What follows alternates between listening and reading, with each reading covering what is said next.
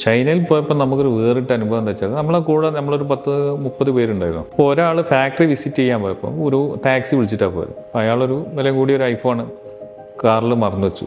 അങ്ങനെ തൊട്ടടുത്തുള്ള ഒരു പോലീസ് കൗണ്ടറിൽ പോയിട്ട് ഇങ്ങനെ ഫോൺ മറന്നു വെച്ചിട്ടുണ്ട് എന്ന് പറഞ്ഞു. അപ്പോൾ ഏത് കാറാണെന്ന് വെച്ചപ്പോൾ ഇയാൾക്ക് പറയാനറിയില്ല, കാറ് നോക്കിയിട്ടില്ല. അപ്പോൾ ഇയാൾ ഏത് വഴിയാണ് എവിടെയാണ് പോയതെന്ന് പറഞ്ഞപ്പോൾ ഇയാൾ 2-3 ക്യാമറയിലുള്ള ഫോട്ടോ എടുത്ത് കാണിച്ചു കൊടുത്തു. ഈ കാറാണോ? അതെ, ഈ കാറാണെന്നാണ്. ഓക്കെ, നിങ്ങളൊരു 10 മിനിറ്റ് വെയിറ്റ് ചെയ്യുന്നു പറഞ്ഞു. ഒരു 10 മിനിറ്റ് കഴിഞ്ഞപ്പോൾ ഈ ടാക്സിക്കാർ ഡ്രൈവർ ഈ ഫോൺ കൊണ്ടുവന്ന് കൊടുക്കുന്നു. ക്യാമറ വെച്ച് ഈ ക്യാര സ്കാൻ ചെയ്തു, അതിൻ്റെ നമ്പർ വെച്ച് ആളെ കണ്ടെത്തി. ആ ആൾ അപ്പം തന്നെ ഈ ഫോണ് കൊടുക്കാത്തത് അപ്പം തന്നെ അയാൾക്ക് ഫൈൻ ഇട്ടു. 10 മിനിറ്റ് കൊണ്ട് ആ ഫോണ് ഇയാൾക്ക് കിട്ടി. പോലീസുകാർക്ക് ഇംഗ്ലീഷ് അറിയില്ല, ഡോക്ടർക്ക് വരെ ഇംഗ്ലീഷ് അറിയില്ല. പക്ഷേ ഇവരെ കാര്യങ്ങൾ നടക്കാൻ അവർക്ക് ഇംഗ്ലീഷൊന്നും ഒരു പ്രശ്നമേ അല്ല.